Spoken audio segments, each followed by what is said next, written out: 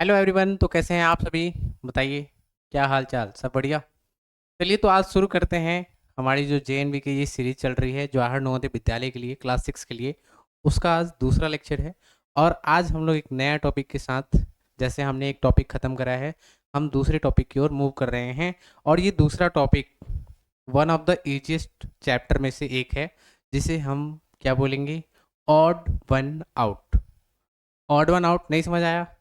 Odd one out अभी पूरा समझ में आएगा, क्योंकि पूरा लेक्चर बाकी है अभी। अभी तो बस मैंने आपको हिंट किया कि पढ़ने के वाले हैं। ऑड वन आउट कहने का मतलब होता है कि जैसे आपको बहुत सारे फिगर अगर दे दिए जाए और उसमें से पूछा जाए बताओ इसमें से अलग कौन सा है, वही ऑड वन आउट हो जाता है। ऑड वन आउट कहने का मतलब कि डिफरेंट बताना होता है, अलग बताना होता है। तो आज का जो हमारा चैप्टर है वो हम लोगों का है ऑड वन आउट पे। पूरा आज चैप्टर चलने वाला है ऑड वन आउट। आप इस कभी कभी देखोगे ना, तो ये जो चैप्टर है, इसको कभी कभी ऑड मैन आउट करके भी लिखा, मतलब लिखा होता है। कभी कभी आपके सिलेबस में मैन आउट लिखा है, odd one out odd man out सब एक ही है, ठीक है। इस चैप्टर में हमें करना क्या है? चार ऑप्शन में से हमें एक ऑप्शन को अलग करना होता है। सिंपल से बताऊं तो मैं आपको एग्जाम्पल भी दूंगा, और साथ ही साथ हम कुछ क्वेश्चन भी करेंगे, और एग्जाम्पल से आपको ये पूरा चैप्टर क्लियर हो जाएगा।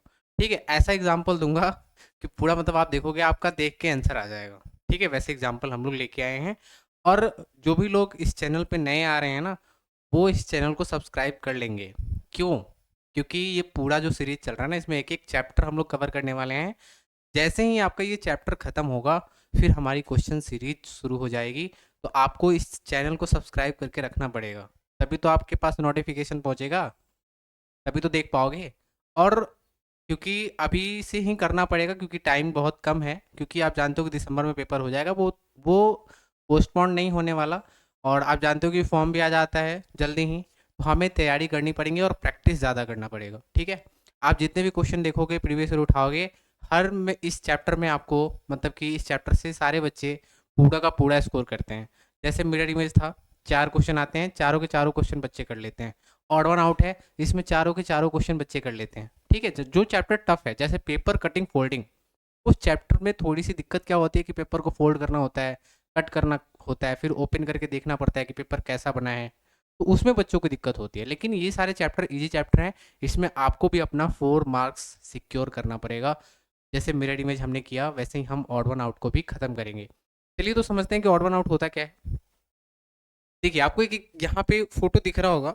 इस फोटो में अगर मैं आपसे सिंपल पूछूं कि आप मुझे बताओ कि इसमें से अलग क्या है, अलग कौन सा है। अगर मेरे पास एप्पल है, मैंगो है, पोटैटो है और गुआवा है, ठीक है, सेब, आम और आलू और अमरूद, इसमें से अलग क्या दिख रहा है आपको? तो इसमें से बहुत सारे बच्चों का आंसर आ गया होगा, और आंसर आ गया है तो कमेंट बॉक्स में अभी कमेंट कर दीजिए, ठीक है। आंसर अगर आ गया है तो कमेंट बॉक्स में कमेंट अपना बताइए कि आपका आंसर क्या है।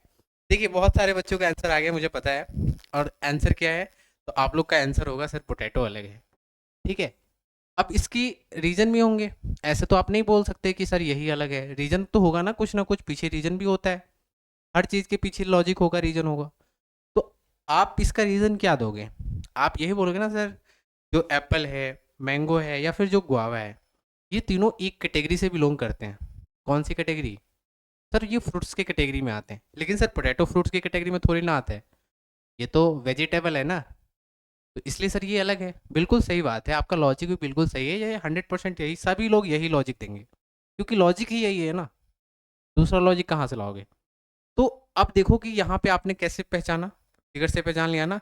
ऐसे ही क्वेश्चन पूछे जाते हैं। अब आप बोलोगे सर ऐसे एग्जैक्ट ऐसे ही आते हैं क्या? तो ऐसे नहीं आते एग्जैक्ट। अब उसमें आपको ये फिगर मैंगो का बना के नहीं देगा, वहाँ पे मैंगो लिख के भी आ सकता है। वहाँ आपको समझना पड़ेगा, वहाँ लॉजिक निकालना पड़ेगा, या आपको खुद ही करना पड़ेगा, ठीक है। तो यानी कि आप समझ गए ना कि चैप्टर में करना क्या है?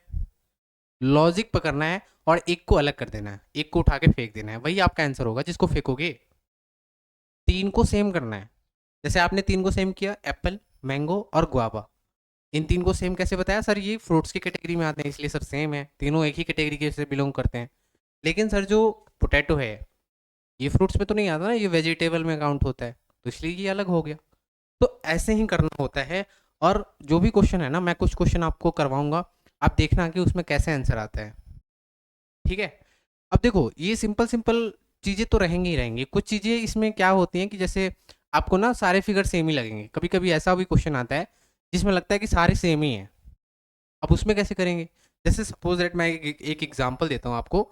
जैसे मान लीजिए कि आपको ऐसे दे दिया कि एक एरो ऐसा है, दूसरा एरो ऐसा है, तीसरा एरो ऐसा है और चौथा एरो ऐसा है। आप बोलोगे सर सारे तो एरो ही हैं ना, सारे तो एरो ही हैं, तो इसमें अलग कैसे निकालोगे? तो इसमें भी अलग निकाल सकते हो। तो इसमें देखो, इसमें अलग निकालने के लिए आप बोलोगे सर ये अब ये वाला अलग दिख रहा है, सर ये साले बिल्कुल स्ट्रेट एरो हैं, ये थोड़ा सा टिल्ट एरो है। तो आप बोलोगे सर ये आंसर हो जाएगा। अब सारे एरो थे ना, तभी भी हमने फाइंड किया कि नहीं किया। अब कभी कभी ऐसे भी होगा, देखो जैसे मैं एरो को कुछ चेंज करके बोलूँ कि जैसे मान लो अभी यही वाला एग्जांपल लेते हैं, ऐसा है, ऐसा है, फिर ऐसा है और फिर ऐसा है। ठीक है, अब इसमें कैसे और निकालोगे? इसमें किसको अलग बताओगे? तो इसमें आप देखो एक पैटर्न चल रहा है। क्या पैटर्न चल रहा है इसमें देखो ना, तो आपने क्लॉकवाइज और एंटी क्लॉकवाइज का नाम सुना होगा ना। क्लॉकवाइज डायरेक्शन क्या होती है, एंटी क्लॉकवाइज डायरेक्शन क्या होती है? क्लॉकवाइज का मतलब होता है कि जैसे जो घड़ी है ना आपके घर में, जो घड़ी है उसकी जो डायरेक्शन में जो भी सुइयाँ चलती हैं, जैसे आवर हैंड हो गया, मिनट हैंड हो गया, सेकेंड हैंड हो गया, घंटे वाली सुई, मिनट वाली सुई, ये सारी जो सुइयाँ होती हैं ये जिस डायरेक्शन में चलती हैं, जिस दिशा में ये चल रही होती हैं, उनको क्लॉकवाइज कहते हैं। और अगर उसके उल्टे में चले जाओगे, उसके अपोजिट में चले जाओगे, तो एंटी क्लॉकवाइज। तो देखो जैसे ये एरो है ना, ये पहला एरो को पकड़ते हैं और देखो इस एरो को अगर मैं, ये ऐसा है ना, इसको अगर घुमाऊँ तो ऐसे घूमेगा ना, तो क्लॉकवाइज में घूम रहा है ना, क्योंकि क्लॉक में जो भी सुइयाँ होती हैं वो ऐसे ही चलती हैं ना, इसके बाद इधर ही तो चलती हैं। तो इसको अगर घुमाओगे तो ये ऐसे घूमेगा, मतलब ये क्लॉकवाइज घूम रहा है। ये वाला एरो देखो, अगर फिर इसको घुमाओगे तो ये ऐसे घूमेगा, घूम गया। अब ये घूमना चाहिए ऐसे, पहले ऐसे था, फिर घूम के ऐसे हुआ, फिर घूम के ऐसे हुआ, तो अब तो ऐसे होना चाहिए था, मतलब एरो ऐसा होना चाहिए था। लेकिन यहाँ पे उल्टा हो गया ना, यहाँ पे इस डायरेक्शन में एरो हो गया, तो हम इसको टिक करेंगे। तो कभी कभी तो आपको लगेगा कि बहुत ईजी है, कभी कभी क्या लगता है कि ना सारे फिगर सेम है और फिर उसमें मतलब ढूंढना थोड़ा सा मुश्किल हो जाता है। तो वहाँ ध्यान रखना, क्लॉकवाइज और एंटी क्लॉकवाइज चेक करना। जब फिगर सेम होते हैं ना तो उसको रोटेट करता है, रोटेट करके उसको करता है, तो रोटेट करके करेगा तभी हमें पता चल जाएगा। जैसे देखो एक और एग्जांपल लेते हैं, ये सारे सिंपल हैं। आप ही बोल रहे हो सर क्या पूछ रहे हैं आप, ये भी सिंपल है। देखो आप दिख रहा है ना, तीन सेम चारों तो भाई लाया नहीं है ना, लेकिन एक को डिफरेंट तो बनाया है इसने कम से कम। तो यहाँ पे क्लियरली विजिबल है कि सर ये वाला डिफरेंट है, बाकी ये और ये एग्जैक्ट सेम कॉपी है। तो ये बीच वाला अलग बना रखा है, लेकिन है ये भी लाया नहीं। ठीक है, हो सकता था कि ये दूसरे प्लेनेट से आया हो, तो इसकी थोड़ी सी वेशभूषा जो है वो अलग अलग दिख रहा है। ठीक है, तो ये ऑड हो जाएगा, ये हम इसको आंसर बोल देंगे। अब हम क्वेश्चन पे आते हैं कि सर क्वेश्चन कैसे पूछा जाता है एग्जाम में। तो क्वेश्चन ऐसे ही पूछा जाता है, ये सारे क्वेश्चन प्रीवियस ईयर के हैं, मतलब जो पिछले साल पूछे गए हैं। ठीक है, तो क्वेश्चन कैसे आता है आप देख लो। अब इसमें आप देखोगे तो क्या बोलोगे सर, इसमें कौन सा आंसर होगा? तो आप देखो ऑप्शन ए को देखो। अगर आप ऑप्शन ए को देखोगे तो सर पहला पार्ट, ये पहला पार्ट है, ये दूसरा पार्ट है, ये तीसरा पार्ट है और ये चौथा पार्ट है। चारों इक्वल पार्ट में है ना। और क्या है ये, एक स्क्वायर है, इसको चार पार्ट में डिवाइड किया है, यहाँ पे सर्कल को चार पार्ट में डिवाइड किया है, मतलब इक्वल पार्ट है। 3 और 4 ये भी इक्वल पार्ट है। अब देखो यहाँ पे ट्रायंगल है, यहाँ भी ट्रायंगल को 3 पार्ट में डिवाइड किया है। और यहाँ पे देखो तो यहाँ पे कितने पार्ट में है, 4 पार्ट में है ना। तो आप यहाँ से बोलोगे सर कि देखिए यहाँ पे हो क्या रहा है कि सर जो डी है, जो बी है और जो ए है, ये सारे 4 पार्ट्स में डिवाइड हो रहे हैं, लेकिन एक ऐसा फिगर है जो 3 ही पार्ट में डिवाइड हो रहे हैं। तो हम तो इसको आंसर बोल देंगे। लेकिन अगर आप ऐसे कर रहे हो तो आपका आंसर फिर नहीं आएगा। कैसे? आप बोलोगे सर इक्वल इक्वल पार्ट्स में बट रहे हैं, मतलब ये सारे इक्वल हैं, तो यहाँ भी तो इक्वल है, यहाँ पे भी इक्वल है, यहाँ पे भी इक्वल है, तो सब में तो इक्वल है, तो वैसे आंसर नहीं आएगा। लॉजिक ढूंढना है ना, लॉजिक, लॉजिक ढूंढना पड़ेगा। तो आपने लॉजिक क्या ढूंढा कि सर ये और ये और ये जो तीन दिख रहे हैं इसमें 4 पार्ट्स हो रहे हैं, लेकिन ऑप्शन सी जो है इसमें 3 ही पार्ट हो रहा है, तो आपका आंसर कौन सा होगा? आंसर आपका ऑप्शन नंबर सी होगा। ठीक है, नेक्स्ट। नेक्स्ट में क्वेश्चन आया। अब इसमें हम क्या करेंगे, इसमें हम देखो कि सारे ये तो सेम ही है ना सब में, ये जो रेक्टेंगल दिख रहा है, ये जो आयत है, ये तो सब में सेम है, इसमें तो कोई दिक्कत नहीं है ना, तो सब में सेम ही है। डिफरेंट क्या है सर? यहाँ पे डिफरेंट है ये लाइन, यहाँ पे ऊपर 2 लाइन है, नीचे 1 लाइन है, मतलब टोटल लाइन कितनी हो गई? टोटल यहाँ पे 3 हो गई। यहाँ पे सर टोटल कितनी है? तो टोटल 2 ही है। यहाँ पे कितनी है? 2 ऊपर 2 नीचे 4। यहाँ पे 3 3 ऊपर 3 नीचे यानी कि 6। तो आप एक तरीके से आंसर यही बोल सकते हो सर, ये इवन नंबर है 2 4 6, मतलब कि सम संख्याएं हैं, और जो 3 है ये विषम संख्या है, तो आंसर ये हो गया। लेकिन आप देखो यहाँ पे लॉजिक थोड़ा सा हम दूसरा लॉजिक लेके चलेंगे। दूसरा लॉजिक क्या है? लॉजिक भी थोड़ा सा देना पड़ता है। जैसे आपसे एग्जाम में लॉजिक नहीं पूछेगा आपसे, तो एग्जाम में आंसर से मतलब रहता है, लेकिन लॉजिक भी थोड़ा होना चाहिए, अच्छा लॉजिक होना चाहिए। आप बोलोगे सर यहाँ पे 2 ऊपर है लेकिन नीचे 1 है, 1 लाइन है, नीचे 1 लाइन ऊपर 2 लाइन। यहाँ ऊपर 1 है सर, नीचे भी 1 है, मतलब इक्वल इक्वल है। यहाँ पे सर ऊपर 2 है, नीचे भी 2 है, इक्वल इक्वल है। यहाँ पे ऊपर 3 है, नीचे भी 3 है, मतलब इक्वल इक्वल है। यहाँ अनइक्वल हो गया, यहाँ इक्वल नहीं है ना, बराबर तो नहीं है। ऊपर 2 होता तो नीचे भी 2 होना चाहिए था। तो सर अभी भी आंसर तो यही आ रहा है। हाँ आंसर यही आ रहा है, लेकिन लॉजिक देना चाहिए, मतलब अच्छा लॉजिक होना चाहिए आपके पास। वैसे भी हमारा पहला आंसर भी यही आया था। तो समझ आ रहा है ना? समझ आ रहा है तो वीडियो को लाइक करो। समझ आ रहा है तो वीडियो को लाइक करो। नेक्स्ट, अब देखिए, अब जैसे ये फिगर है, अब इसमें हमें क्या मिल रहा है कि सर ट्रायंगल है, एक ट्रायंगल है, त्रिभुज है, फिर एक यहाँ पे स्क्वायर दे रखा है, वर्ग दे रखा है, और यहाँ पे सर्कल है। ये सब triangle square circle, triangle square circle, triangle square circle, ये तो कॉमन बात है कि मतलब सब में ही दे रखा है। करेंगे कैसे? तो करने के लिए हम क्या करेंगे, देखिए यहाँ पे एक पार्ट को कलर किया है, एक पार्ट क्या है? ब्लैंक है, और एक पार्ट फिर यहाँ पे क्या है? मतलब कि डॉटेड करके कलर किया गया है। यहाँ पे देखते हैं, एक पार्ट कलर है, एक पार्ट डॉटेड है, एक पार्ट ब्लैंक है। यहाँ देखिए, यहाँ 2 पार्ट क्या है? ब्लैंक है, एक पार्ट कलर है। यहाँ पे देखिए 2 पार्ट कलर है, एक पार्ट ब्लैंक है। तो अभी तक क्या देखने को मिला कि सर यहाँ पे कलर है, यहाँ पे भी 2 कलर है, यहाँ पे भी 2 कलर है, एक ब्लैंक था, यहाँ भी एक ब्लैंक है, यहाँ ब्लैंक एक ब्लैंक है। लेकिन सर जो ऑप्शन 3 है इसमें क्या है? ये अलग दिख रहा है सर, क्योंकि इसमें 2 ब्लैंक हो गए। किसी भी फिगर में 2 ब्लैंक नहीं दिया गया है, एक ही ब्लैंक है। देखो यहाँ पे एक ही ब्लैंक है, एक ही है, और यहाँ पे भी एक ही है। तो इसलिए हम ऑप्शन नंबर 3 को ऑड बोल देंगे कि ये सर अलग है। ये हमारा आंसर हो जाएगा। ठीक है, नेक्स्ट। नेक्स्ट बात करते हैं, जैसे ये फिगर आ गया, अब इसमें देखो कैसे करेंगे। अब सर इसमें सब तो सेम ही दिख रहा है। मैंने बोला ना, जब भी सेम आएगा ना तो क्लॉक एंटी क्लॉक में घुमाएगा।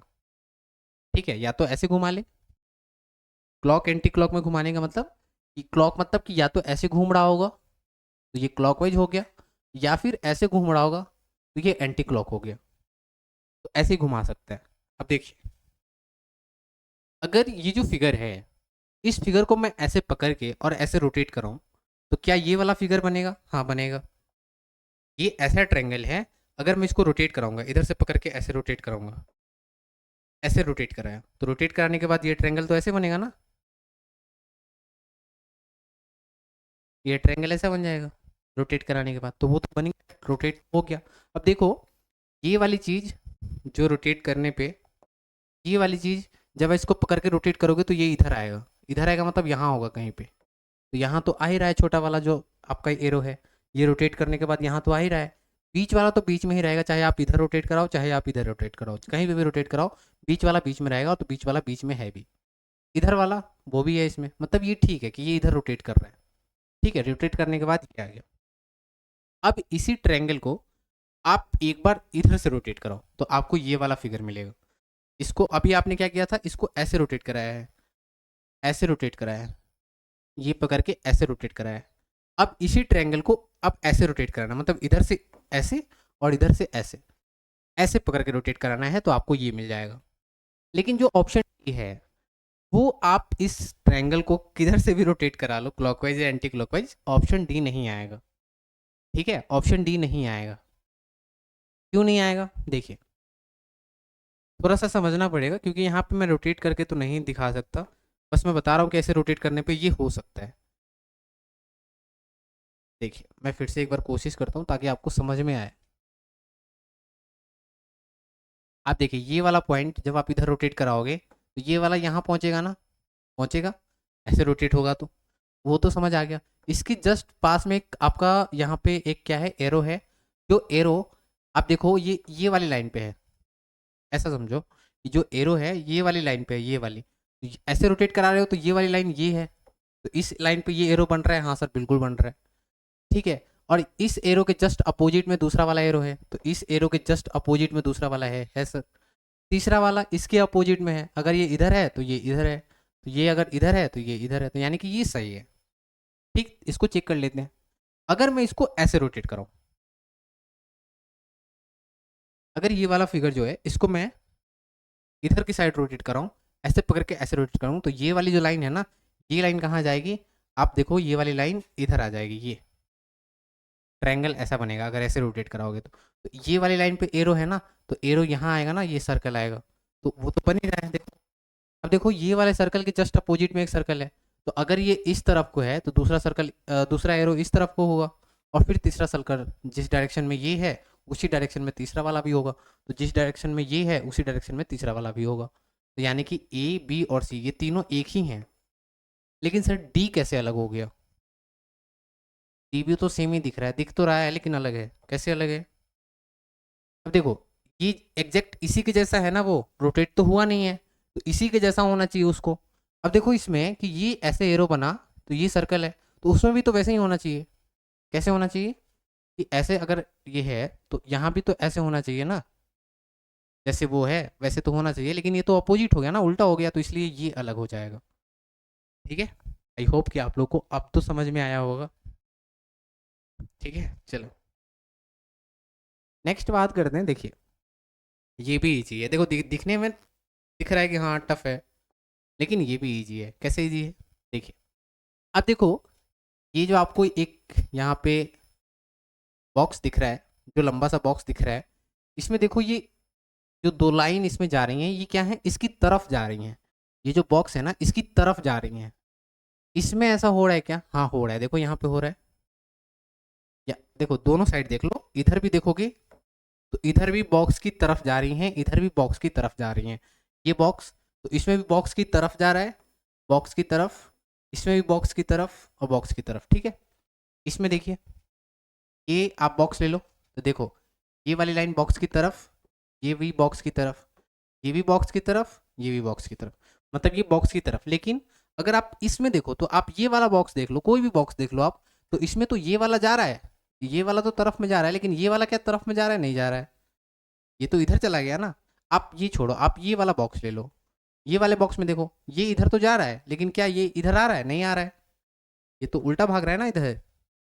यहाँ तो नहीं बन रहा है वैसा पैटर्न, ऐसा पैटर्न नहीं बन रहा है कि बॉक्स की तरफ दोनों लाइनें जा रही हो। यहाँ एक तो जा रहा है, दूसरा अलग जा रहा है, तो इसलिए यहाँ पे हम आंसर बोलेंगे कि सर यहाँ पे जो आंसर होगा वो ऑप्शन नंबर 3 हो जाएगा, ये अलग है, ये अलग है। जैसे नेक्स्ट बात करते हैं, इतने क्वेश्चन करा दिया आप तो आपको आइडिया लग गया होगा। ठीक है, अगर आइडिया लग गया है तो इस क्वेश्चन का आंसर आप कमेंट में करेंगे, इसका आंसर आप कमेंट करेंगे। ठीक है, मैं क्वेश्चन नंबर लिख देता हूँ, कौन सा क्वेश्चन नंबर है, ताकि आप लोग को भी पता चले ना। 1 2 3 4 5, ये क्वेश्चन नंबर 6 है। ठीक है, इसका आंसर आप लोग को कमेंट में करना है। क्वेश्चन नंबर 6 लिख लीजिएगा, लिखने के बाद उसका आंसर लिख दीजिएगा। नेक्स्ट बात करते हैं। ठीक है, अब देखिए इसमें क्या है, और क्या हो रहा है इसमें, सर ये जो ट्रायंगल है ना ये सर्कल के अंदर है, इसमें सर बाहर हो गया, इसमें अंदर है, इसमें अंदर है, तो एक ही ऑप्शन दिख रहा है ये वाला, कि ये अलग है, क्योंकि बाहर हो गया ना, बाकी सब में अंदर है। नेक्स्ट बात करते हैं, नेक्स्ट में क्या है, देखिए ये थोड़ा सा अच्छा क्वेश्चन है। कैसे अच्छा है, देखिए यहाँ पे आपको दिख रहा है कि क्रॉस बना हुआ है, और हमें यहाँ पे अलग अलग स्ट्रक्चर दे रखे हैं। जैसे यहाँ पे पेंटागन दे रखा है, पेंटागन में 5 साइड होती है। देखिए साइड कितनी है, 1 2 3 4 5, यहाँ 5 है ना। यहाँ देखिए ये ट्रायंगल है, तो ट्रायंगल में 3 ही होता है, 1 2 और 1 3।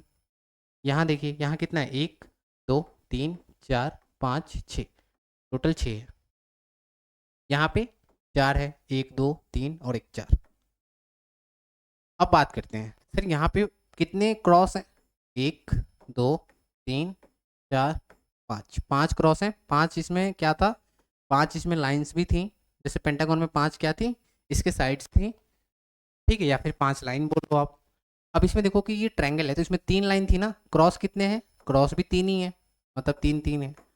यहाँ देखते हैं, यहाँ 6 है, जो साइड है ना वो 6 है, लेकिन आप देखो क्रॉस कितने हैं, 2 3 4 और एक 5, यहाँ 5 है। इसमें 4 सर हैं इसमें साइड्स, और इसमें कितने क्रॉस हैं, 1 2 3 1 और 4। यहाँ देखिए अब डिफरेंस क्या मिला, 5 5 3, 5 और 6 4 4, मतलब ये अलग दिख रहा है 5 6 वाला, यानी यही हमारा आंसर है, ये ऑड हो जाएगा। नेक्स्ट, ये भी क्वेश्चन अच्छा है। कुछ क्वेश्चन होते हैं ना, लगते तो मतलब कि आपके सारे क्वेश्चन तो इजी नहीं मिलेंगे ना, कुछ टफ भी मिलेंगे, तो टफ वाले भी करने पड़ेंगे। अब देखिए इसमें क्या करेंगे, इसमें देखिए, इसमें जैसे ये सर्कल दिख रहा है ना, और सर्कल के जस्ट बगल में एक नंबर हमको दिख रहा है 3, यहाँ पे भी सर्कल है, सर्कल के जस्ट बगल में एक 6 दिख रहा है, यहाँ भी सर्कल है, सर्कल के जस्ट बगल में 9 दिख रहा है, यहाँ भी सर्कल है, सर्कल के जस्ट बगल में 7 दिख रहा है ना, दिख रहा है ना। अब देखिए सर्कल की जो अपोजिट साइड में जो नंबर दिया गया है 2 और 1, इन दोनों नंबर को अगर मैं प्लस करता हूँ तो क्या मुझे ये नंबर मिलेगा, यस सर बिल्कुल मिलेगा। 2 और 1 कितना हो जाएगा, 3 हो जाएगा, तो सर मिल रहा है, यहाँ पे मिल रहा है क्या, 11 और 5 को मैं जब प्लस करूंगा तो क्या मुझे यहाँ पे 16 मिल रहा है, नहीं मिल रहा है सर, यहाँ पे 6 मिल रहा है, 16 होना चाहिए था। ठीक है, यहाँ देखते हैं, ये सर्कल है ना, तो आप ये दोनों नंबर को ऐड करके देखो क्या सामने वाला नंबर मिल रहा है जो सर्कल के जस्ट बगल में है, तो 7 और 2 9 सर, यस सर मिल रहा है। यहाँ देखते हैं, ये सर्कल है ना, सर्कल के जस्ट बगल में ये नंबर है, तो सर 5 और 2 को प्लस करने पे क्या मिलेगा, क्या 7, तो यस सर मिल रहा है, यानी ये इसमें भी सही है लॉजिक, इसमें भी सही है लॉजिक, और इसमें भी सही है लॉजिक, लेकिन ऑप्शन बी में 16 आ रहा है, दिया क्या है, दिया 6 है, तो 6 दिया है तो गलत हो गया ना, ये हमारा अलग हो गया ऑप्शन नंबर बी, ये हमारा आंसर है, आंसर बी है। ऐसा नहीं मैं इसको गलत काटा है तो आप बोलोगे सर ये आंसर है ही नहीं, हमें अलग ढूंढना है ना, हमने 3 को सेम बना दिया है, सी डी और ए को सेम बना दिया, ये अलग है और आपसे अलग पूछता है, आंसर बी है। ठीक है, नेक्स्ट देखते हैं, सिंपल है, 4 पार्ट्स में डिवाइड है ना, इक्वल पार्ट्स हैं सारे के सारे, यहाँ भी सारे के सारे इक्वल पार्ट, यहाँ इक्वल नहीं है, यहाँ से लाइन होती ना तब ये इक्वल होता, लाइन इधर से है तो यानी ये इक्वल नहीं है, यहाँ भी इक्वल है, यानी कि आंसर कौन सा है, आंसर सी है, ये इजी था। हाँ ये भी मतलब कि वही वाला क्वेश्चन हो गया ना, जो भी पीछे किया वही वाला क्वेश्चन आ गया। इसमें भी देखिए, ये भी हाफ पार्ट में डिवाइड है, मतलब इक्वल इक्वल पार्ट में डिवाइड है, ये भी हाफ हाफ में है, ये भी हाफ हाफ पार्ट में है, लेकिन क्या ये हाफ है, लाइन यहाँ से होती तब हाफ होता, लेकिन लाइन तो यहाँ है ना, यानी कि ये वाला हमारा रॉन्ग है, मतलब ये अलग है, तो हमारा आंसर ये सही है। क्रॉस कर रहा हूँ ना, इसका मतलब कि ये अलग है, इसलिए इसको क्रॉस कर रहा हूँ, बट आंसर यही है। ऐसा मत समझना कि सर इसको क्रॉस बोल रहे हैं तो मतलब ये आंसर नहीं है, आंसर कुछ और है, आंसर यही है, अलग होता है जो उसी को आंसर बोलते हैं इसमें। ऑड वन आउट आपसे क्वेश्चन में पूछ रहा है ना, ऑड वन आउट का मतलब होता है कि अलग को पहचानिए, अलग कौन है। जैसे ये क्वेश्चन है, इजी इजी पीजी क्वेश्चन है, देखिए स्टार बाहर है, स्टार अंदर हो गया, फिर बाहर है, फिर बाहर है, तो ये और ये, इसमें स्टार बाहर है ना, तो ये तीनों सेम हो गए, स्टार अंदर में ये, तो हमारा आंसर कौन सा हो जाएगा, ये वाला। ठीक है, तो ऐसे ही क्वेश्चन आपको मिलेंगे, टेंशन की बात नहीं है। ठीक है, बस साथ ही साथ पढ़ाई करते रहिए, ऑड वन आउट समझ में आया कि कैसे करते हैं, अगर थोड़ी सी भी दिक्कत हो रही है एक बार इस वीडियो को वापस से देखना, मैं गारंटी लेता हूँ कि आपको पूरा क्लियर समझ में आएगा। ठीक है, आई होप आप लोग को अच्छा लगा होगा, और प्रैक्टिस तो बाकी है, अभी तो हम लोग केवल समझ रहे हैं कि होता क्या है चैप्टर, प्रैक्टिस तो अलग से करनी है, जिसमें आपको 50-50 क्वेश्चन अलग अलग टॉपिक के अलग अलग सब्जेक्ट के मिलने वाले हैं, तो उसको अलग से करना है। बाकी वीडियो अच्छी लगी हो तो वीडियो को लाइक कर देना है, चैनल पे जो भी लोग नए आ रहे हैं सब्सक्राइब कर लेना, क्योंकि ये सेशन चलता रहेगा। ठीक है, तो आपको यहाँ से हेल्प तो मिलेगा ही मिलेगा, तो चैनल को सब्सक्राइब, वीडियो को लाइक, और अगर आपका कोई दोस्त है तो उसको शेयर भी कर देना है, ठीक है, ताकि वो भी पढ़ सके। चलिए आज की क्लास में इतना ही, बाय बाय।